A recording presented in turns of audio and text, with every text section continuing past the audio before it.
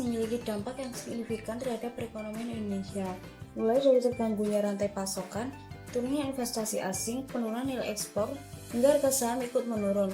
Banyak perusahaan mengurangi atau menutup operasinya, sehingga barang menjadi kurang tersedia dan arus barang terganggu. Transportasi yang terhambat karena lockdown juga mempengaruhi rantai pasokan.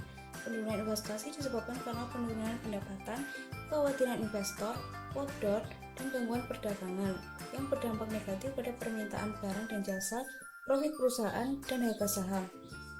Dampak awal pandemi terhadap GDP Indonesia disebabkan oleh penurunan lapangan kerja dan pertumbuhan ekonomi diprediksi negatif pada akhir 2020.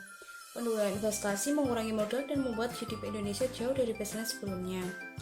Untuk mengatasi permasalahan ini, pemerintah mengeluarkan kebijakan fiskal, yaitu relaksasi pajak penghasilan, percepatan belanja pemerintah, dan pemulihan ekonomi. Adapun kebijakan moneter yaitu menjaga stabilitas nilai tukar, penguatan strategi operasi moneter, dan transparansi suku bunga dasar kredit. Pandemi COVID-19 memberikan dampak signifikan pada ekonomi Thailand, terutama pada sektor perdagangan dan juga sektor pariwisata.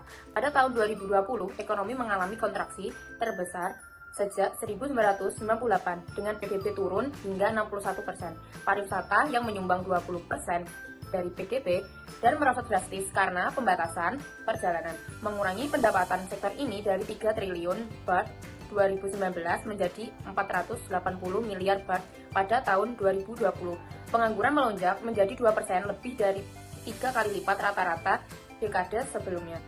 Penyebab utama dalam hal ini yaitu ketergantungan tinggi pada pariwisata, gangguan rantai pasok dan ekspor, dan yang ketiga, pembatasan mobilitas domestik, dan yang terakhir, penurunan daya beli dan konsumsi domestik. Pemerintah Thailand meluncurkan stimulus ekonomi senilai 400 baht untuk menciptakan lapangan kerja, mendukung pariwisata domestik, dan meningkatkan konsumsi. Subsidi perjalanan dan bantuan keuangan langsung diberikan. Selain itu, CESA dibentuk untuk mengawasi kebijakan pemulihan.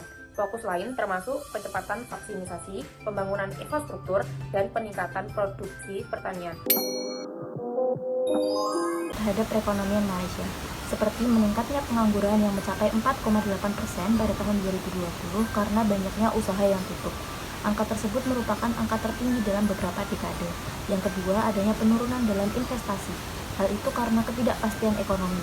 Dan yang ketiga adalah dampak pada sektor perdagangan. Pada saat itu, Malaysia terdampak gangguan rantai pasok global sehingga ekspor menjadi turun. Dan yang terakhir, penurunan pada industri pariwisata. Pariwisata adalah yang paling terdampak hingga mengalami kerugian total 45 miliar ringgit. Lalu terhadap PDB itu menyusut sebesar 3,4% dan ekonomi Malaysia juga berkontraksi sebesar 5,6% sepanjang tahun 2020. Pemerintah mengambil langkah-langkah untuk mengatasinya dengan pemberian paket stimulus ekonomi senilai 150 miliar ringgit atau 570 miliar rupiah. Dan Bank Negara Malaysia juga ikut menerapkan penurunan suku bunga untuk mendorong pinjaman dan juga investasi.